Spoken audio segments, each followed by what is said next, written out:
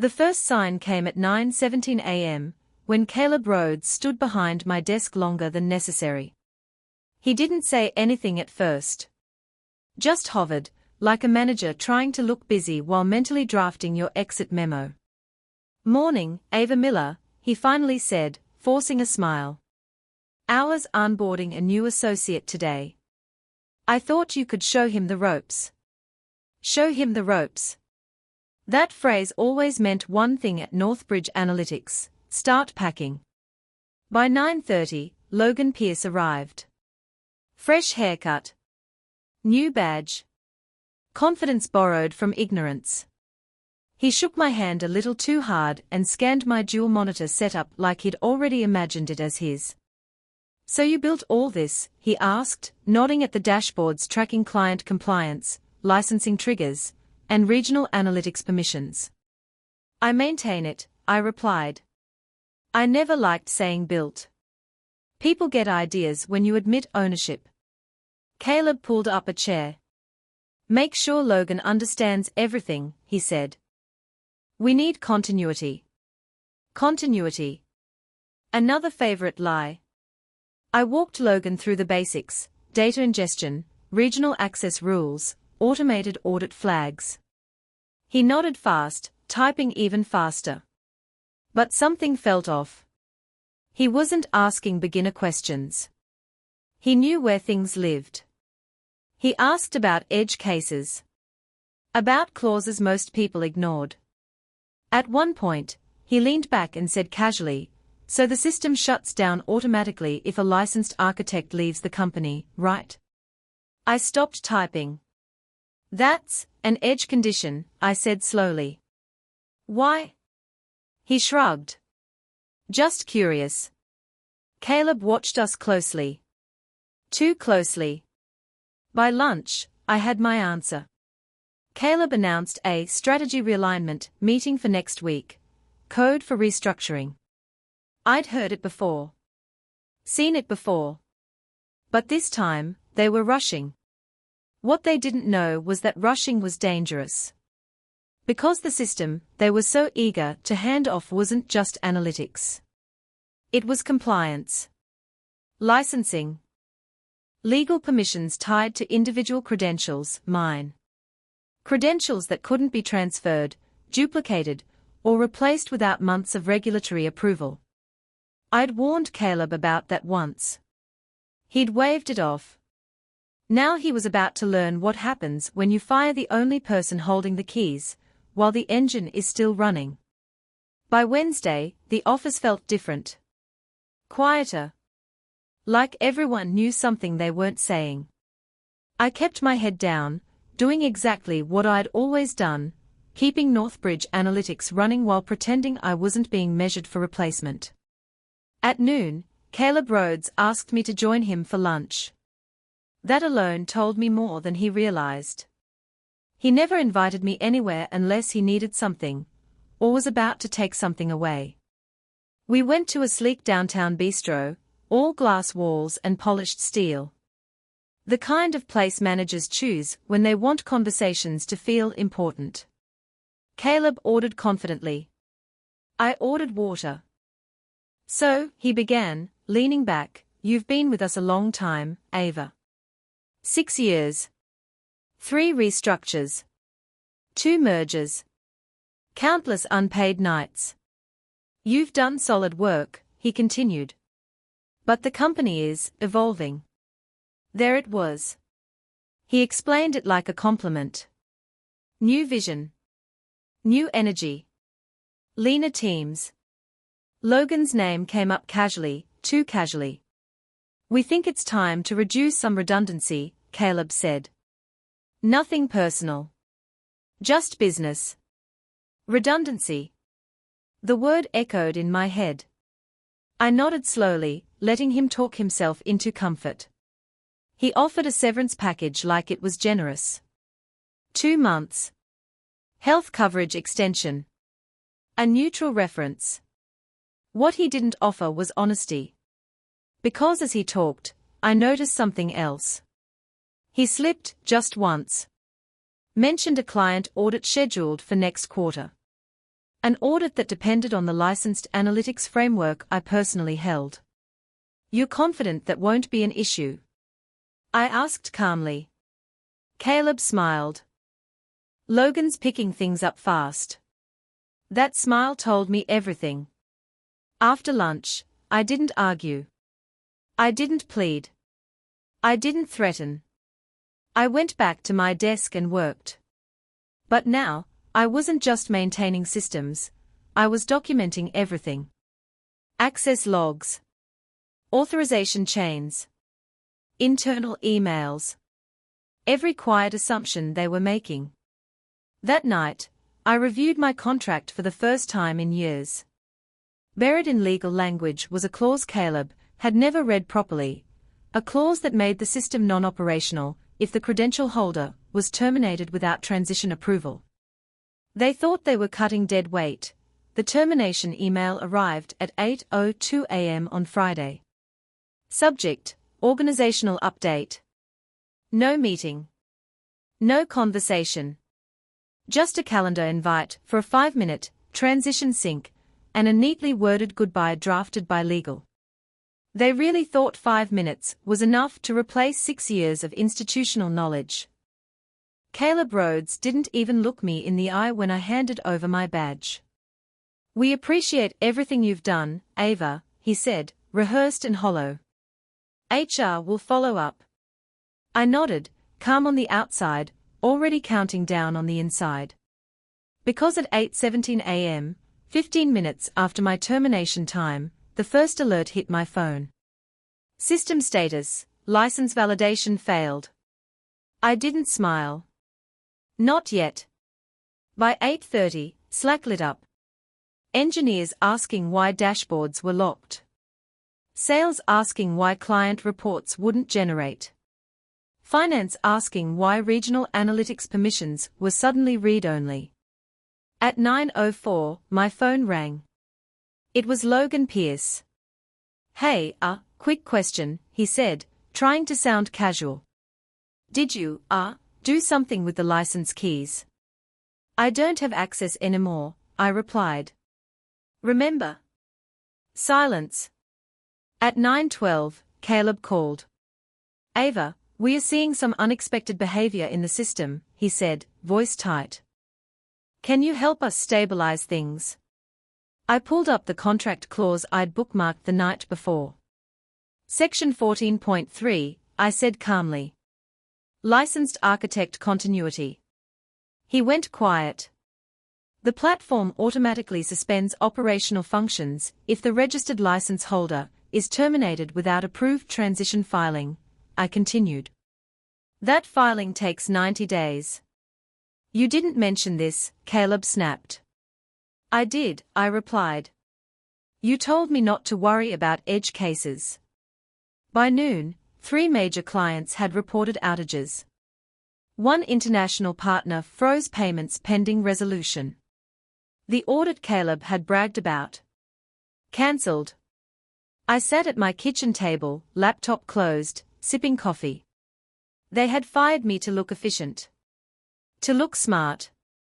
To prove they didn't need me.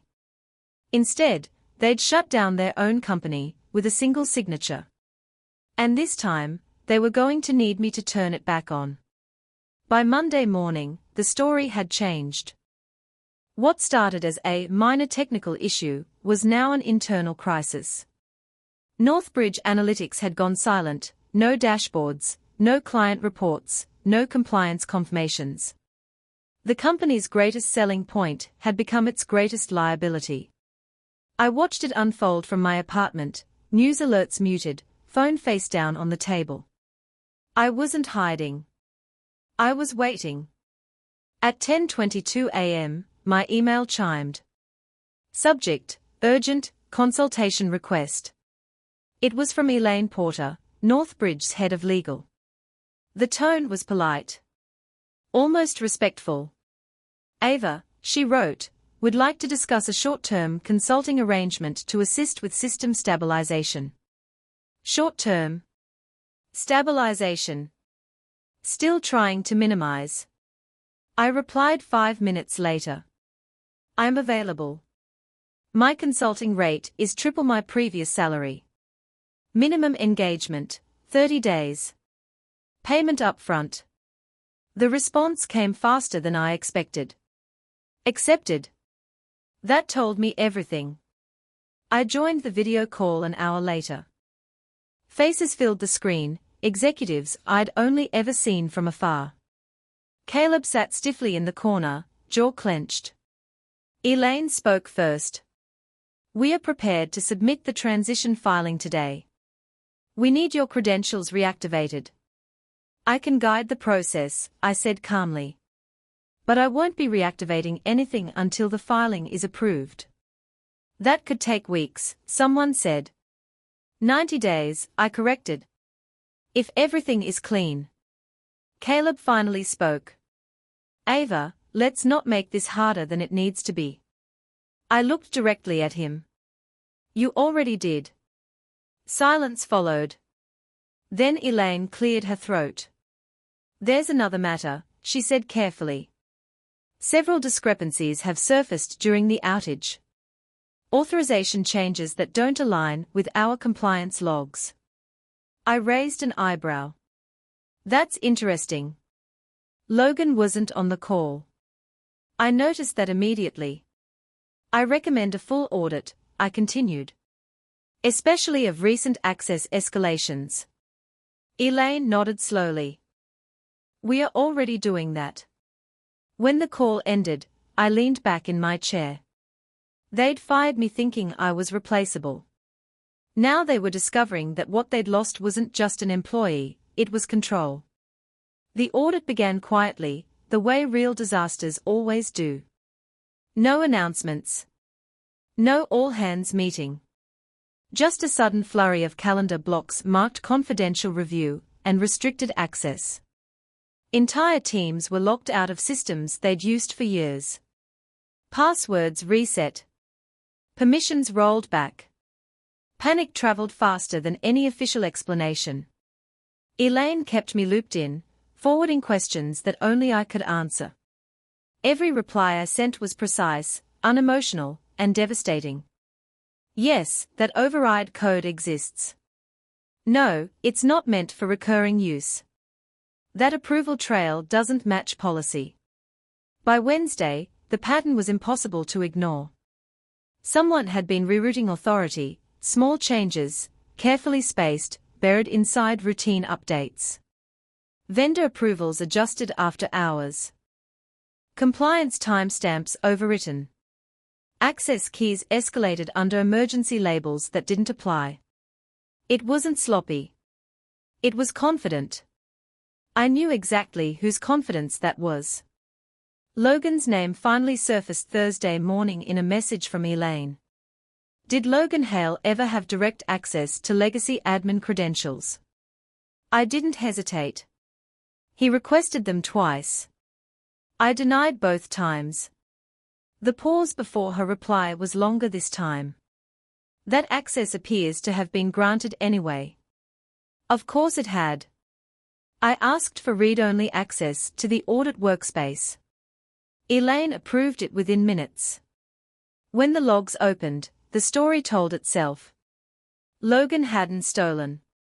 He'd borrowed, assuming no one would ever trace the steps. He reused my frameworks, my automation scripts, my backdoor testing patches, tools he barely understood but trusted blindly. That was his mistake. Because I knew where every scar in that system came from. By Friday afternoon, the board was involved. External compliance consultants were pulled in. Legal language replaced corporate optimism. The word misalignment quietly disappeared and was replaced by misconduct. Elaine scheduled another call. This may escalate, she warned. I expected it to, I replied. Then she said something that made me smile. The board would like you to stay on beyond 30 days. I didn't answer right away. Because staying wasn't the victory. Control was. When the call ended, I closed my laptop and stood by the window. Below me, the city moved like nothing had changed. People going to lunch. Taxes honking. Life continuing, unaware that careers were unraveling behind glass conference walls. They hadn't just lost their system. They'd lost the illusion that they were untouchable. Logan didn't hear the floor give way beneath him. People like him never do. On Monday morning, his calendar was empty. No strategy meetings. No leadership sync. Just a single invite titled Internal Review, attendance required. No agenda. No dial-in. Room only. I watched from my desk as he walked past, posture stiff, jaw locked. He didn't look at me. Didn't need to. He already knew. The room stayed closed for 47 minutes. No shouting. No raised voices. Just the quiet hum of an HVAC unit and the slow, methodical dismantling of a reputation. When the door finally opened, Logan stepped out alone. No laptop. No phone. No badge clipped to his belt. An operations lead followed him, calm and rehearsed, gesturing toward the elevator like a maître d' escorting a guest who'd overstayed their welcome. Logan's face had gone pale, as if someone had pulled all the color out of him at once. He didn't argue. That's the thing about real consequences, they don't invite debate. By noon, his access was gone. His name vanished from shared drives. His Slack profile read deactivated. The company didn't announce anything. They never do. Silence is cleaner. But everyone felt it. Whispers moved faster than facts. People checked their own permissions. Managers suddenly remembered compliance policies they'd ignored for years. Smiles tightened. Laughter softened. Fear does that. Elaine stopped by my desk late afternoon. It's done, she said quietly. I nodded. Legal is finalizing language. There will be no appeal. She hesitated, then added, the board approved your appointment. I looked up. Director of Financial Systems. Effective immediately. No celebration. No handshake. Just a transfer of weight. Thank you, I said. She smiled, the kind of smile you give someone you know you underestimated. By the end of the day, Logan's office was empty. No box of belongings. No farewell email. Just a chair pushed in too neatly, like he might come back for it. He wouldn't. I stayed late, not out of habit, but choice. I opened the systems he once tried to control, and reset every permission myself. Cleaned access trails. Locked legacy paths. Documented everything. Not out of spite.